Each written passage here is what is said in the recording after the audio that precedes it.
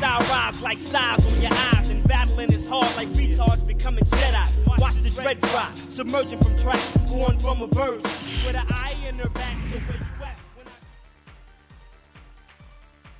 Hey, what's up guys? Welcome to the second episode. Let me start off by saying that things is still uneventful on the King of Fighters 14 front. We got no news whatsoever, but in this episode, I'm going to cover some things I feel like I left out in episode 1.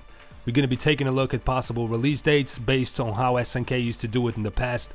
We're going to be talking about possible upcoming venues and events at which SNK could decide to unveil or even talk about KOF 14.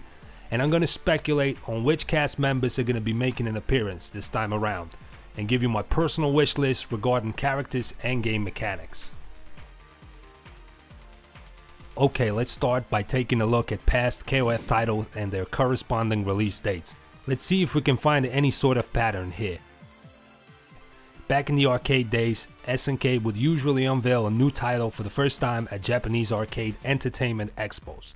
As you can see from the chart, up until 2001 there was a consistent stream of summer releases, most notably in late July.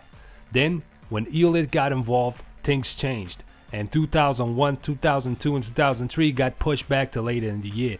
So did 11, but with 12 and 13, it seems like SNK started getting back into their old MO. Both games saw a July release in Japanese arcades. Also, various remakes and spin-offs usually came out during the summer. So yes, there is some consistency here. Could there be a July release? If the past is any indication, I'd say maybe, but I wouldn't expect a release till very late in the year.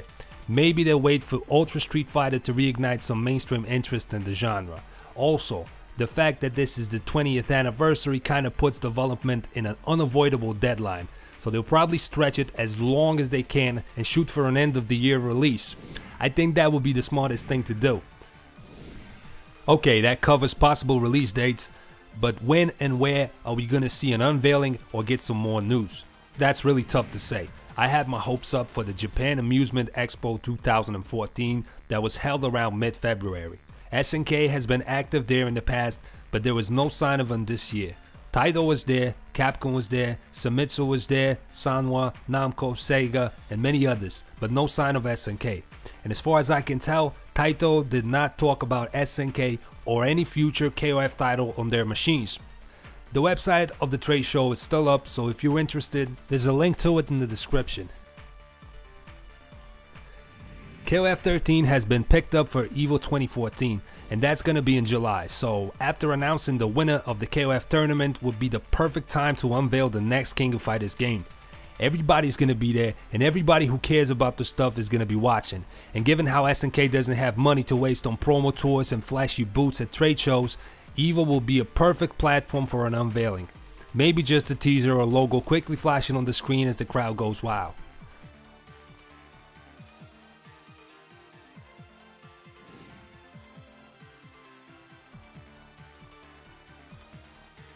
This is just my personal list. None of this has been confirmed, rumored, or even talked about. It's simply what I would like to see in the next King of Fighters.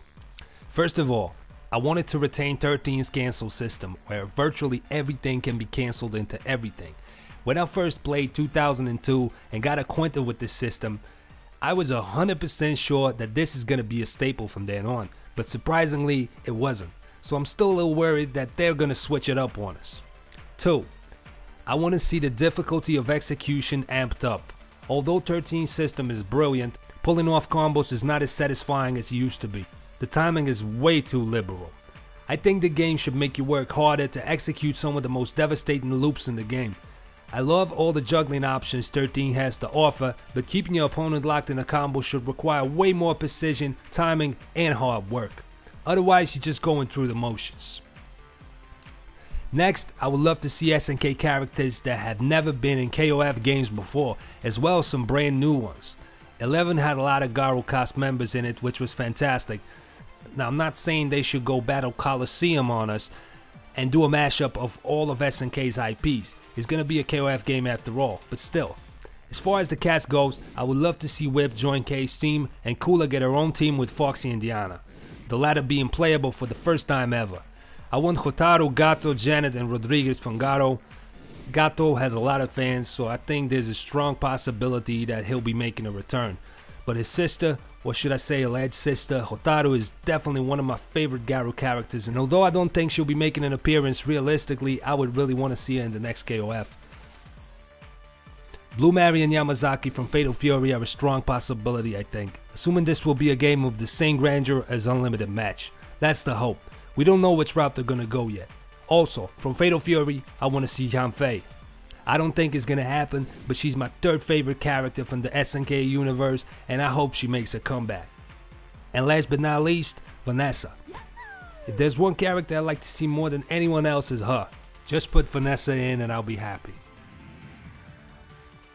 And of course the bosses, Geese, Gonas, Rugal, maybe even Krauser. As far as the rest of the cast goes, the regulars are definitely going to be there. Kyo, Kei, Mai, Yori, Benimaru, that's a given. But it's really hard to say who's going to get picked up as far as the more, should we say, non-main protagonist characters go. There's just so many to choose from, and it's anybody's guess really. But SNK is known for putting kind of old and obscure characters in every entry in the series that you don't see coming. 12 and 13 played it safe with the cast for the most part, but they did put Hua in, who as far as I remember only appeared once in the very first Fatal Fury.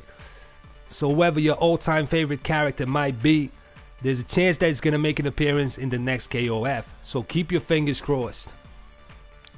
Now here's one last thought that crossed my mind. Whenever there's an anniversary, SNK comes out with a remake or reimagining of an older KOF title. For the 10th anniversary we got 94 Rebound. For the 10th anniversary of KOF 98 we got 98 Ultimate Match. And for the 15th anniversary we got 2002 Unlimited Match.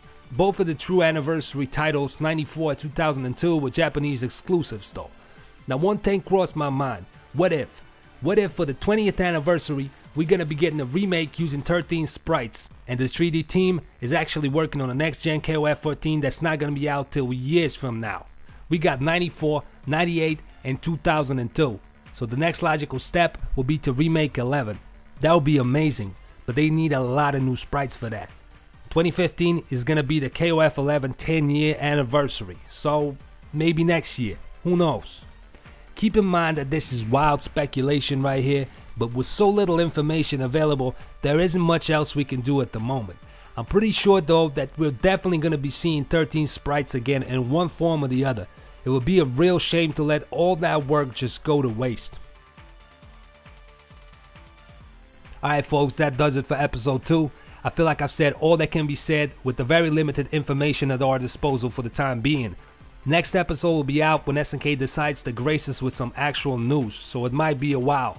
If you want, make a video response or leave a comment regarding what characters and game mechanics you want to see in the upcoming KOF title, because I genuinely want to know what other people's preferences are. Alright, as always, thanks for watching, and I'll see you next time.